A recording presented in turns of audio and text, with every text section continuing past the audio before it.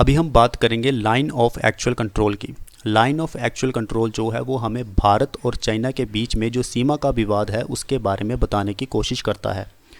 Line of actual control को आप confuse मत कीजिएगा इंटरनेशनल बाउंड्री के साथ। जिस तरह से भारत और पाकिस्तान के बीच में इंटरनेशनल बाउंड्री है, वैसा case line of actual control में नहीं है, क्योंकि उसमें दोनों देशों की सहमति है कि कितना एरिया पाकिस्तान का है और कितना एरिया भारत का है। लेकिन लाइन ऑफ एक्चुअल कंट्रोल में अभी तक हमें ये नहीं पता है कि चाइना कहाँ तक आ सकता है और भारत कहाँ तक जा सकता है।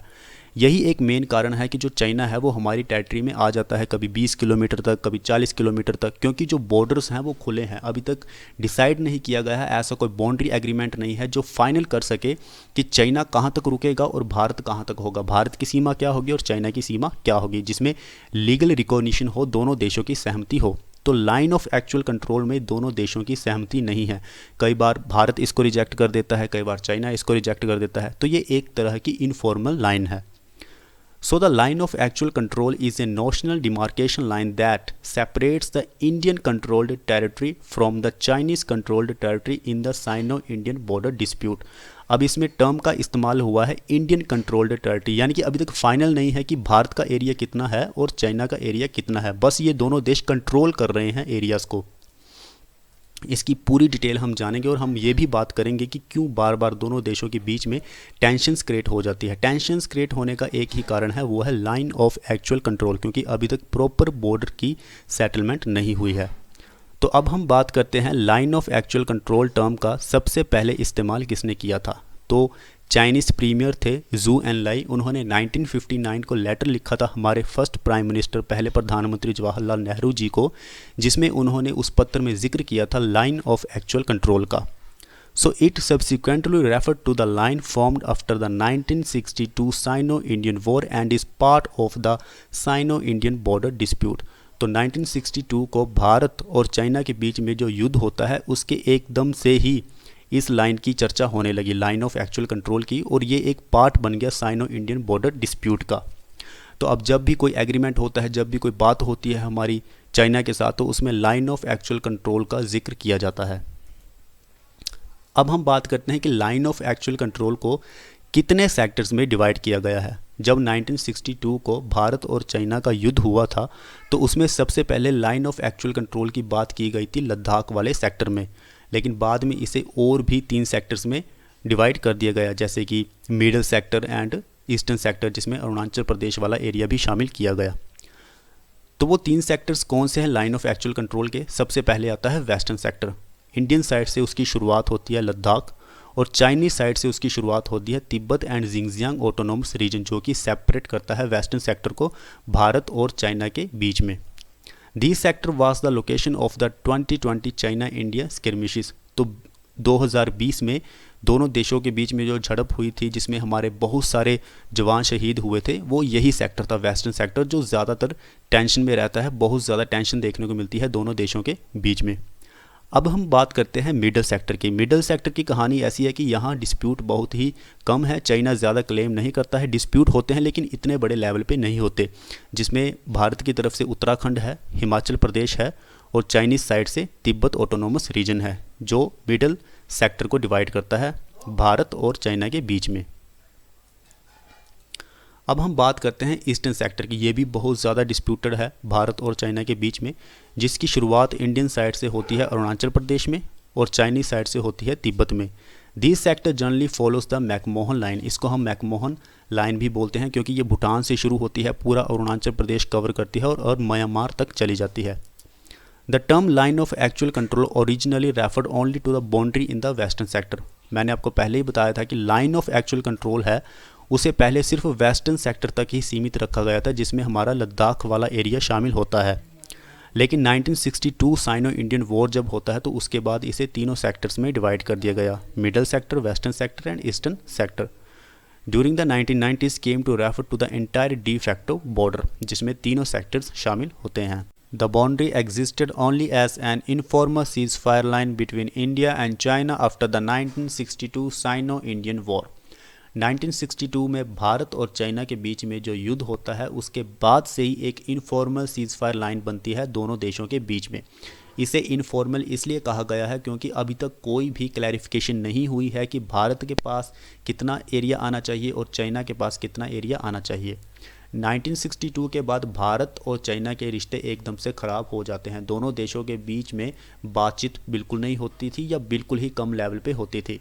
1993 में दोनों देशों के बीच में बातचीत होना शुरू हो जाती है। इसका सबसे बड़ा कारण ये है क्योंकि 1991 में भारत की इकोनॉमी जो है वो ग्रो करने लगी थी क्योंकि हमने एलपीजी रिफॉर्म्स लाए थे। तो चाइना को लगने लगा कि भारत भी ग्रो कर जाएगा, इसलिए हमें भारत के साथ बातचीत करनी चाहिए। India and China agree to respect of the line of actual control. तो 1993 में दोनों देशों के बीच में सहमति बनती है कि हमें लाइन ऑफ एक्चुअल कंट्रोल को रेस्पेक्ट करना चाहिए और वॉयलेशन नहीं करना चाहिए without demarcating the line itself. During the Sino Indian war 1962, तो जैसे ही भारत और चाइना के बीच में युद्ध होता है, नेहरू जी जो हमारे पहले प्रधानमंत्री थे उन्होंने एकदम से रिजेक्ट कर दिया कि हम लाइन ऑफ एक्चुअल कंट्रोल को नहीं मानेंगे। क्या है ये line of actual control? Nehru ji कहते हैं कि एडवांसिंग 40 एंड 60 किलोमीटर, यानी कि चाइना क्या करता है कि पहले तो वो 60 किलोमीटर आगे आ जाएगा, फिर 40 किलोमीटर या 20 किलोमीटर पीछे चला जाएगा और कहेगा कि ये लाइन ऑफ एक्चुअल कंट्रोल है। तो नेहरू जी इसमें कहते हैं कि चाइना किसी भी तरह से बेवकूफ़ नहीं बना सकता भारत का और पूरी दुनिया का।